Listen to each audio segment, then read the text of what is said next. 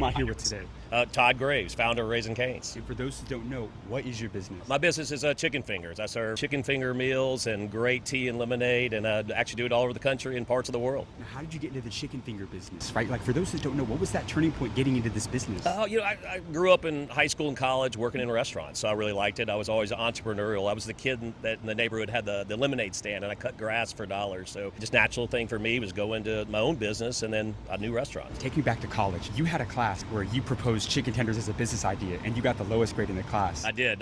Look, I presented the Bible on chicken fingers. I worked in the business, so I knew exactly what I needed to do. But the professor gave it the worst grade in the class because he said the plan was good, but the concept will never work. Serving just chicken fingers while other restaurants at the time were adding menu items, variety, they're adding healthy items, said it would never work. But you didn't listen to other people. You didn't listen to people that doubted you. Oh, you know what? If you're an entrepreneur, you use that as fuel. When someone tells you can't do it, you get a chip on your shoulder, and you're like, I will show you I'll do it. So let's talk to people right now that are either doubting themselves, they're facing a lot of rejection. As an entrepreneur, right, you gotta expect people to doubt you, expect people not to believe in your idea, rejection, all the above, right?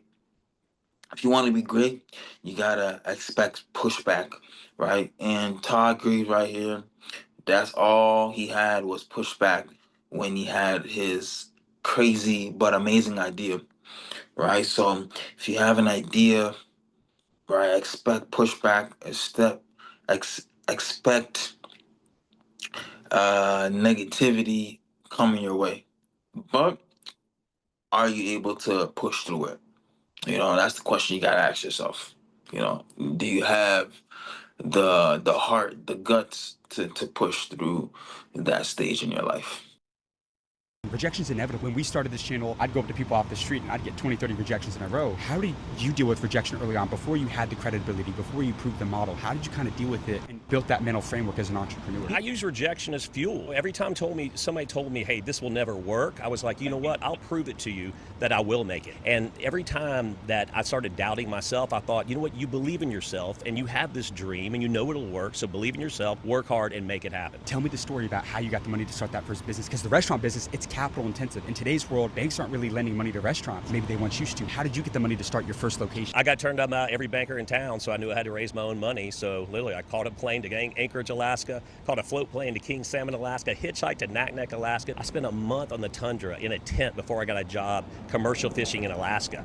Look, so when you can't get money. It's very, very hard to get money. You got to make money yourself. And there's tons of jobs if you're willing to work hard. I don't know if I'd recommend now someone doing the dangerous jobs I did, like Alaskan fishing, but you can earn money to get in business. And so once you earn enough money yourself, there's also great programs. The SBA lending is outstanding. The government backs the bank, it's up to like 90%, right? So they can be more lenient with the loans they do to get entrepreneurs like me getting started. Other great government agencies like Small Business Development Center that'll help you with advice, Service Corps of Retired Executives. I used all these resources and really learned a lot to help me start my business. Did you borrow money from a bank to start your business? Yeah, once I raised a lot of my own personal equity, about $50,000, I was able to go in and get a small SBA loan for $50,000. And I was able to get this old place here, dilapidated old restaurant space, and do the work myself, and to be opened up in 1996. What did you learn about negotiating with banks? Before you get a loan, I would say, make sure to strategize your plan first. So when you're going into the banks, you're saying the right things, you're pitching them the right things that they want to hear, that they need to hear, the documents that they want to see as well too, as well as, some people take loans and don't know what to do with all that money and might do something stupid with the money, which you don't want to do. You rather not take the loan and figure it out than take the loan and blowing it on the wrong things, or the idea collapsing on your face, right? So you want to always strategize in what you're doing in the next move you're doing. Know your numbers. You have to know your numbers inside and out, and you have to believe in them. Low, mediums, and highs. And the low you put on, which is break even, that the business will work on the low end. The medium projections are, I think I'll do this, and we're going to make good money. And then there's a high projections. Look, if this thing really kicks off, we're going to have a lot of good money, and we're going to be able to pay you back your loan quicker. So as somebody who sold billions of dollars throughout your career, what is your best sales and negotiation advice for anybody in business? Best negotiation advice I can give anybody is believe in what you're doing and know your numbers inside and out. And Don't let people talk you down on your numbers. If they work, they work. Because if they don't like them, then go to somebody else. Somebody else eventually will. If they don't, somebody's be able to get the deal done. Absolutely, and I'm living proof of that. What was the most amount of money that you made in a single year? 400 million? $400 million? Yeah. So what is your net worth? I'm north of 20 billion. North of, you said 20 billion. $20 billion? Yeah. As a billionaire, what's the best financial advice you've ever received? I almost broke our business. I over-levered it. I was young and I was growing, over-leveraging, taking too much debt on. I felt 10 feet tall and bulletproof. And then when Hurricane Katrina hit, we were in a bind. I had 21 to 28 restaurants go down. I had to pay the banks. I was in a bad bind. We reopened quickly, thank goodness, and go. But since that day, I've never over-leveraged our business. I don't take on too much debt. I grow with more equity. That's a smart thing to do. How many locations do you have now? We have over 900 locations in the U.S. and the Middle East. Over 900 locations. Over 900, yeah. This is the original location right here. You went from 1 to 10 to 100 to 900 locations. What is your secret to scaling a business? Do one thing and do it better than anybody else. Focus on that. Know what you're good at and execute on a daily basis, and then scale. What was that one thing that you did better than anybody else? That's chicken finger meals, man. You have to have an amazing product and service. And in restaurants, you have to have something that's craveable, absolutely craveable, that people think about, they want it often. If you have a mediocre product, you'll never make it. And also, too, is where these young entrepreneurs, they'll start businesses and then they'll start branching out in different products and services. They lose focus of what they're really good at. Focus on the one thing you do great. Mine is craveable chicken finger meals. Yours might be something else, but stick to it. For the young entrepreneurs that are starting out, right, you want to find something that nobody else can do better than you. You're maybe at the top 10% of people that do that particular thing so well, right? So you got to figure out what you do really well and then create a business plan out of it and try to monetize it, right? And if you don't know what that is, you can ask the inner circle people around you, what am I good at that nobody else in this world is better than me at? And it could be the smallest things possible. And you can go off of that and run with that and make it a business.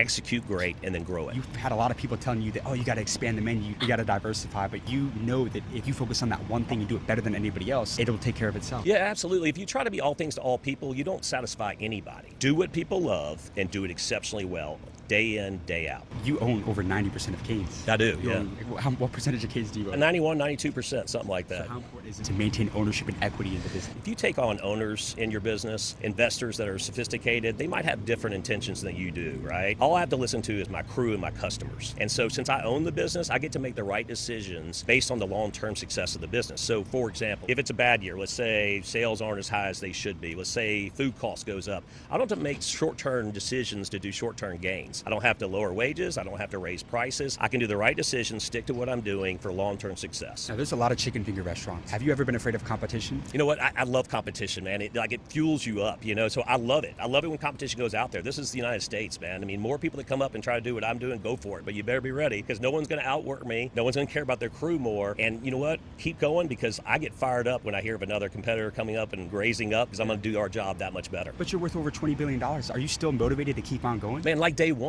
for me, this is a purpose-driven business. What I can do with hiring people and having a great place to work and what I can do for the money I can give back to communities, that for me just drives me. It's having purpose is what's important. I think when you start your business, you have this dream. And that dream is to have, for me, was to have a great place serving great chicken and people enjoying themselves, right? And having a great place for people to work. But as you get older and mature in your business, you start realizing you have a purpose. And my purpose was hiring great people in and having a great job. My purpose was being able to take money that we make and give it back to the communities. And that's what drives me every morning. So you never got complacent? Never got complacent, never will. Why not? Not because I have this great purpose, right? And so right now, if I'm worth $20 billion, most of that money is going to go back to help people. What if I can turn that into 40? What if I can turn that into 60? What if my kids can turn it into hundreds of billions of dollars? That can really help people out there. It's safe to say that you're not thinking in days, you're thinking in decades. You think very long term. Yeah, I'm actually thinking next generation. How do we keep this going and how do we continue to help people? See, me and my...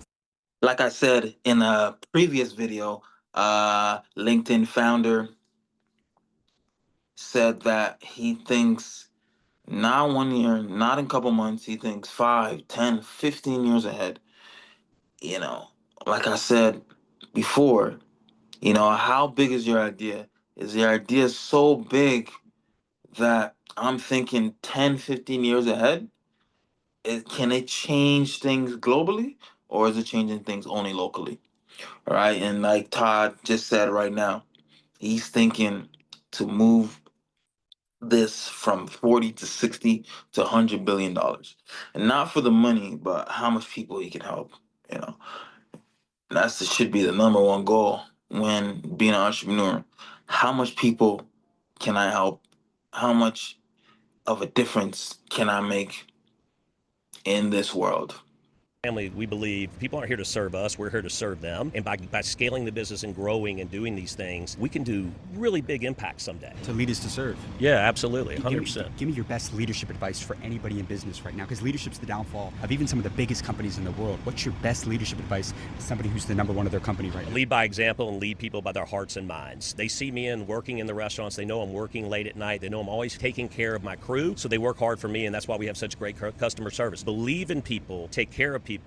That's the best way to lead. Have you ever been fucked over in business? Oh, man. I mean, look, people come and go. I mean, for everything from contractors that don't do what they're supposed to do, everybody else. But you learn from that and you move on. Look, I think you learn more from your mistakes than you do from your successes. And we're constantly getting knocked back. There's some bad people out there that want to take advantage of you. Surround yourself by good people. Trust, but verify. And if they screw you over, then move on. Don't do business with them anymore. I'm going to challenge you, right? Take me back to the most life-changing, pivotal conversation you had. One of my mentors told me once, Todd, concentrate more on progress rather than perfection. I want to do everything so perfect. Let's say it's a new training manual. I wouldn't release it because I kept just whiting it out and trying to make it perfect. I was halting progress of the business. Think about it as progress. That one training program can be version 1. You can be on version 100 a year from now, but don't halt your progress just because you want it to be perfect, because it's your baby. If you lost everything tomorrow, could you make it all back? Absolutely, I could. Yeah, absolutely. If everything lost in this, I would stick to the restaurant business because I know it. I think it's important to stick to what you know. But I'd look for another craveable product. I'd look at something I could focus on and I could build a team around to focus on, and then I'd scale it. You believe in God? I do believe in God. Look, I think God made me good at chicken fingers to help people, right? And so that's my purpose. So if you were to teach a master class, give me a lesson about business.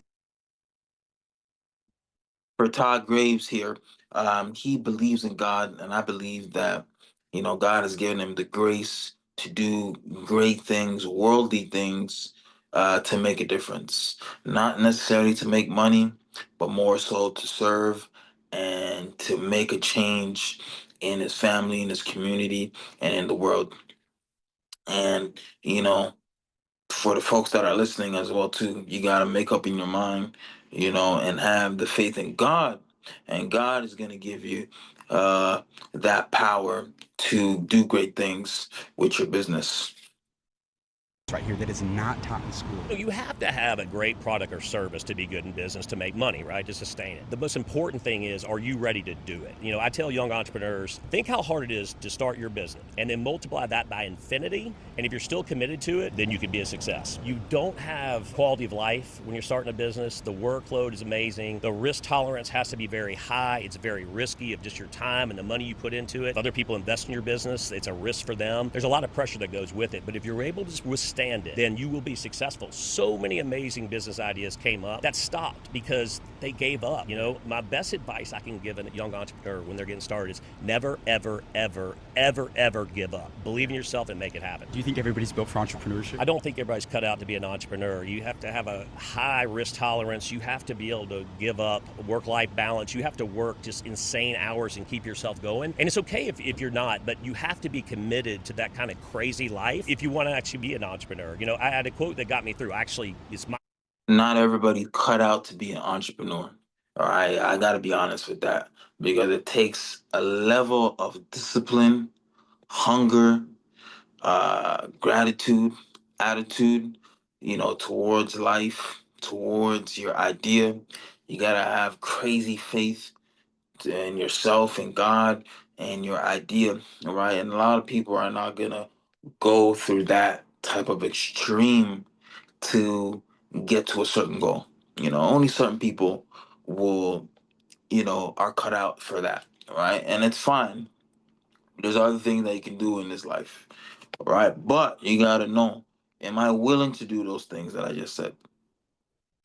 Quote. It's like nothing ever happens unless somebody pursues a vision fanatically. You have to be a fanatic. Fanaticism is what will get you through. What do billionaires do differently from millionaires? The only difference between millionaire business owners and billionaire business owners are scale. It's just that want to grow, growing like crazy, because $1 million businesses are great. You've done the hard part. Grow it and scale it and you'll become a billionaire. And don't give up. And never The difference between millionaires and billionaires is that they're thinking longevity. How can I stretch this thing to the point that my competitors can't keep up with me?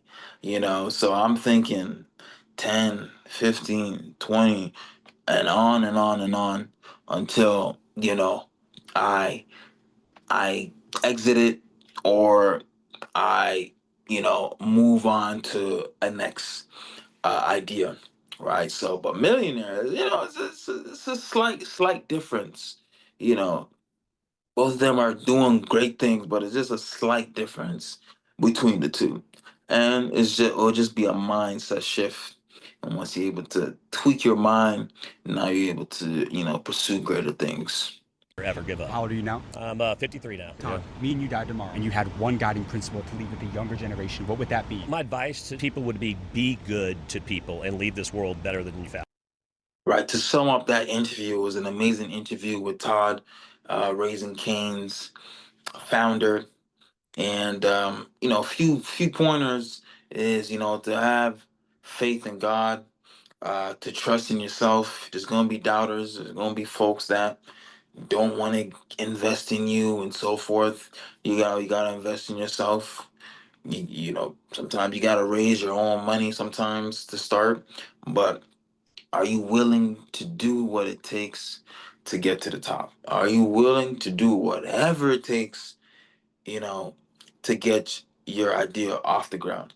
And if you're able to do that, and if you're willing to do that, then entrepreneurship is cut out for you. All right. See you guys next time. All right. Peace.